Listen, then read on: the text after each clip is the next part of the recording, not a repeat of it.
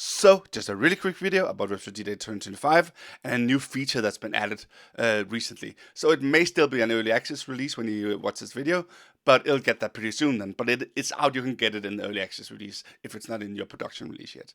And that is this thing that has kind of gone under the radar. It's keep 2 database backups every 30 days when automatic database backup is not set. What's that mean? Do we get some new backup features? No, we don't. People who has been setting up their backup system, the automatic backups in VDJ, it won't get anything out of this. That's the people who's done the right thing.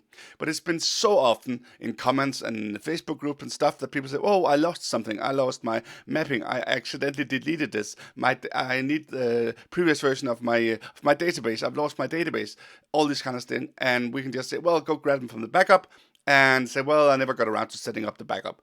So that's where that ends, because now there's always going to be backups of your stuff, because the default is not no backup anymore. And I think that's a pretty big deal, actually. It's going to help a lot of people down the road when this starts showing itself in use, right?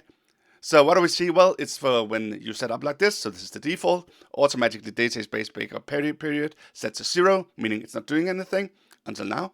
And the database backup location not set either. So when this is not set, usually, until now, no backup were created. And then you could set it to something like 7 days, which is what I usually do, and put it in a specific location, which I also do. But this was the default, so a lot of people didn't do this.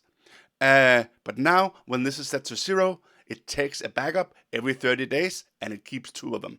So that's the new feature. So now, even though this is set to 0, if I go out to my VDJ home folder, there's a backup folder.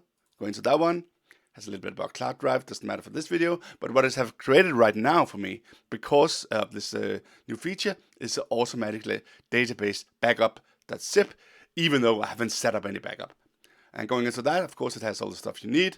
It has the database, it has the settings, it has the path mapping if you've done some of those, it's to have all your lists and all your mapping changes, all that sort of stuff. And of course your history folder, which is also important. But for most people, it's probably going to be the database.xml with all their cue points and all their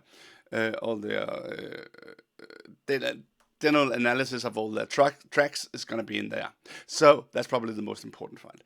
But you got all of it, and it's automatically backing up now, even when you don't set up this automatic backup yourself. That is the new feature.